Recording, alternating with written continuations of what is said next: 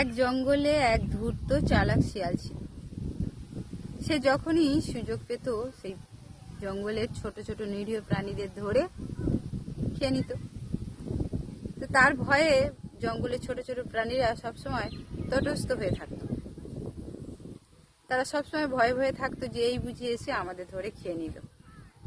তো একদিন সকালবেলা এক ছোট্ট খরগোশ বসে বসে ঘাস খাচ্ছে। এমন সময় পিছন থেকে সেই শিয়াল এসে তাকে ধরে ফেলে।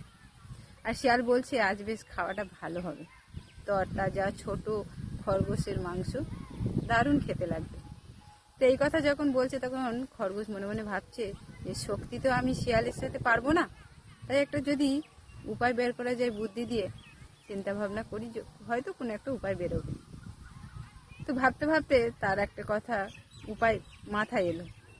সে তখন সেই চালাক শিয়ালকে বলছে, আচ্ছা শিয়াল ভাই, তুমি তো আমাকে বন্দি করেছো, তুমি আমাকে খেয়েও ফেলবে, কিন্তু তুমি যদি আমাকে খেয়ে নাও তোমার কিন্তু খুব বিপদ হবে। তখন শিয়াল বলছে, কেন?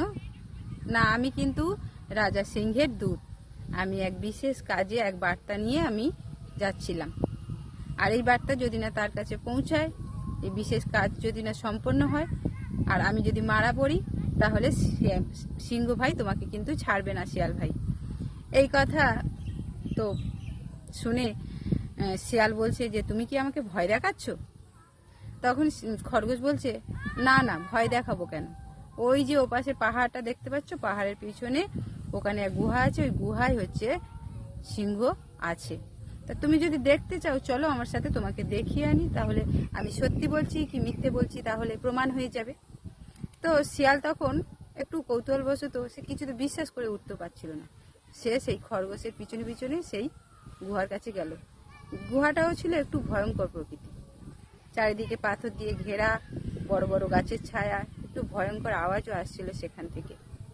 তো সেখানে গিয়ে কাউকে দেখতে পেল না। তখন শিয়াল বলছে যে আমি তো কাউকে দেখতে পাচ্ছি না। তখন খরগোশ বলছে যে সিংহ এখন বিশ্রামে আছে, রাজা যদি ঘুম থেকে উঠে পড়ে, অসময়ে যদি ওনার ঘুম ভেঙে যায়, তাহলে কিন্তু তোমার আরো মহা বিপদ হবে, তাই দূর থেকে তুমি দেখো।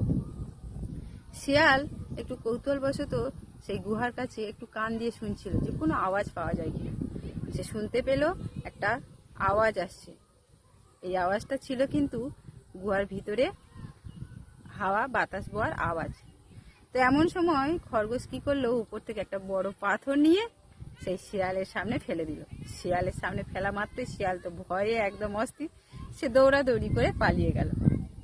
তারপর খরগোশ সামনে এসে বলছে, উঠে নিচে নেমে বলছে যে এই হচ্ছে আমার বুদ্ধি, তুমি তো হচ্ছে লোভী এবং ধূর্ত শিয়াল, তোমার কি বুদ্ধি থাকবে, তুমি আর তো অহংকারে ভর্তি।